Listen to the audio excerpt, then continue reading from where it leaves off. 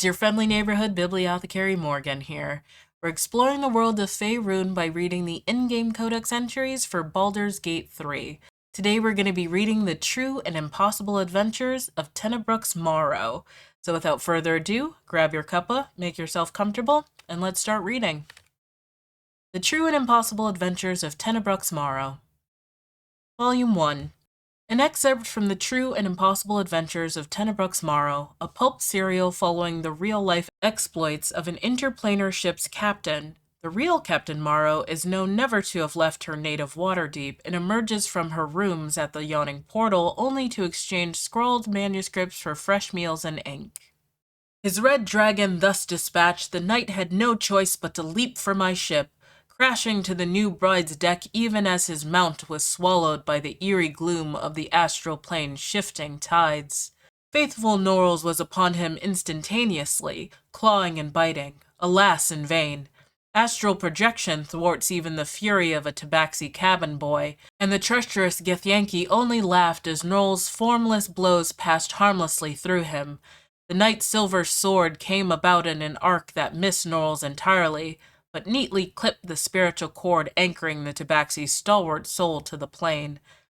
I mourned as my faithful feline companion faded from existence, but did not hesitate. The Githyanki only smirked lazily at my charge, anticipating the futile efforts of another bound by the laws of this plane, but that is not, and has never been, Captain Tenebrux Morrow. Unlike poor Norls, I had entered this plane in my full-fleshed form, a fact I demonstrated by thumping the warrior solidly between the legs. He tumbled over the new bride's rail and down into the mists, even as a horde of dragons rose from the distant dead citadel of Tunaroth. Volume 2. And thus, in the light of the Feywild's nearer-setting sun, we passed into the land of the Eladrin. My astute resolution to sail around their forest was betrayed. It seems to me that the river itself conspired to change course, bringing the new bride into the shadow of the trees that I might see those dancing figures up close. The form of the Eladrin, with which I am now intimately familiar, is that of elves as seen in a fever dream. Slender as wands and with hair of every changeable hue, their moods mirror that fey wilderness from which they spring, one moment gentle as a still pond, the next inexorable and deadly as a falling mountain. The latter I experienced only after spending many agreeable hours, or perhaps seasons, among them. A halfling woman, employed among my crew as a smith, dared to raise her voice in song above that of our hosts.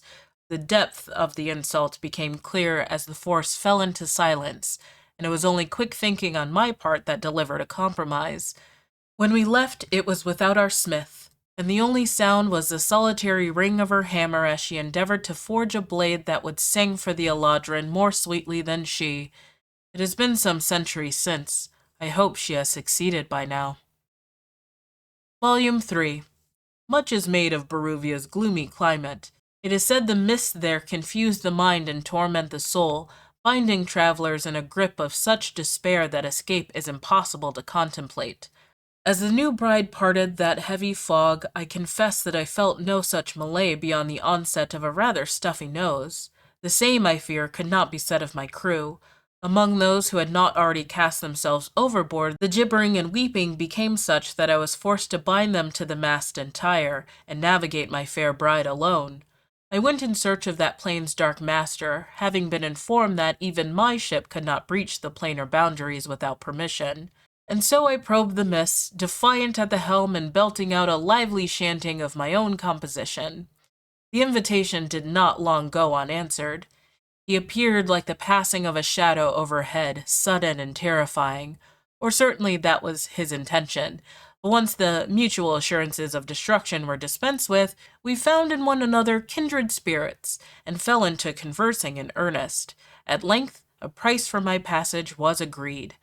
Of that price and that man, I will say only this. He is surprisingly excellent company given the stories, and the teeth do not get in the way nearly so much as one would think.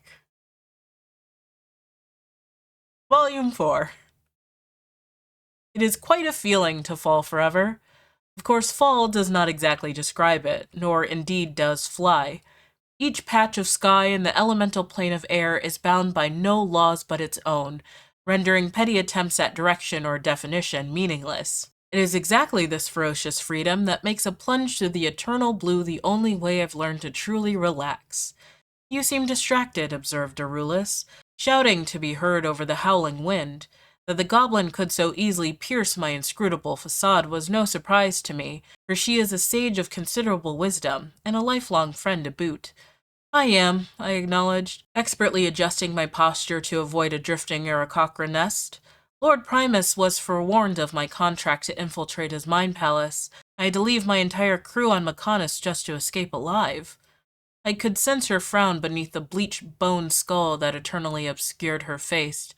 It was an affectation of her monastic order, and just one of the many things I had never truly understood about her. All perished. Surely the traitor was among them. Perished? Oh no, I traded them. Lord Primus wished to study mortal mannerisms, and he was most forthcoming with the identity of my betrayer in return. I reached out from across the divide and slipped from her finger the ring of command. With the loss of the magical item, she instantly ceased to fly and began to fall in earnest. A subtle distinction, but an important one. Her screams were already lost to the whipping wind by the time new bride loomed into view. I climbed aboard, weighing the ring in my palm. Its exact twin was nestled upon my own finger, forged by Arulus many moons ago as a symbol of our undying friendship. Worry not, dear reader, she is my friend still, and it is fully my intention to return and catch her. Someday. Well, that was the true and impossible adventures of Tenebrux Morrow. I hope you enjoyed, and until next time, I'll catch you later. But be sure to come back and visit the Bibliothecary.